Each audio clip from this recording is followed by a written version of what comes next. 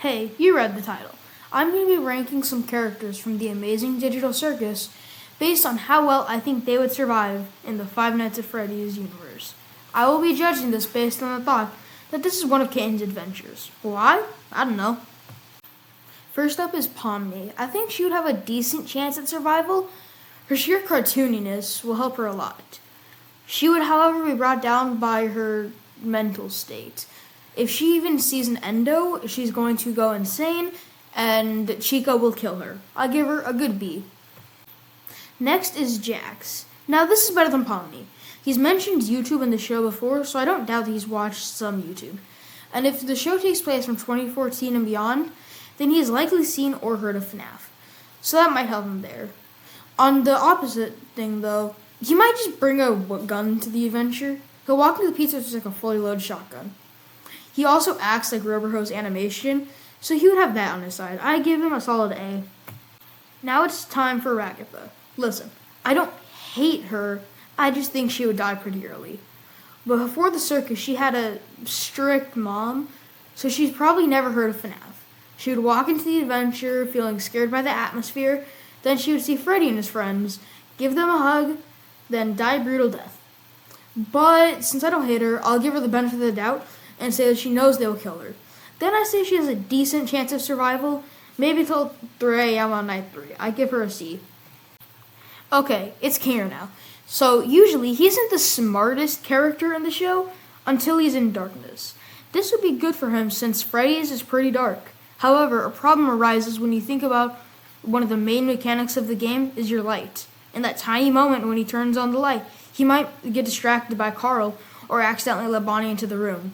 Or on purpose if he mistakes Bonnie for Jax. But I didn't want to leave Kinger to die.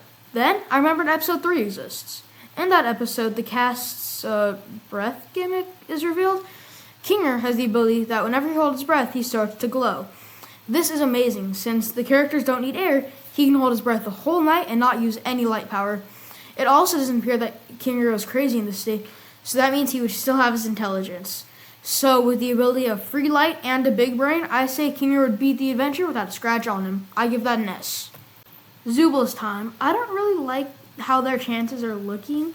They can't use their gimmick of holding their breath to much use here. So their one hope is their body gimmick.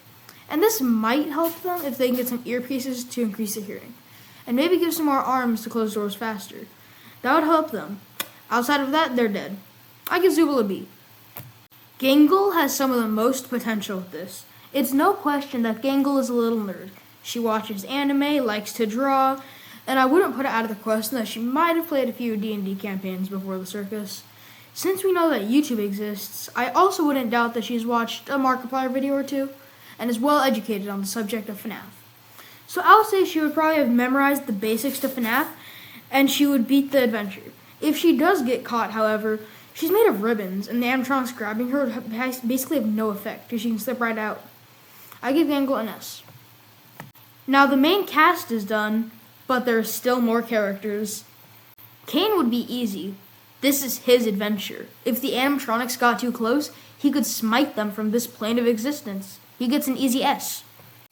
Bubble might have more of a problem in Freddy's, considering the fact that he has no arms. He has a tongue, but I know from experience that a tongue can only get you so far in FNAF. Foxy would be Bubble's worst nightmare. Bubble gets an F. Abel might have a better time than Bubble, but he's still an AI. And AIs mess up. A lot. So he would probably die around night 2. I give Abel a C, right below Ragatha. Okay, Gummy Goo is dead.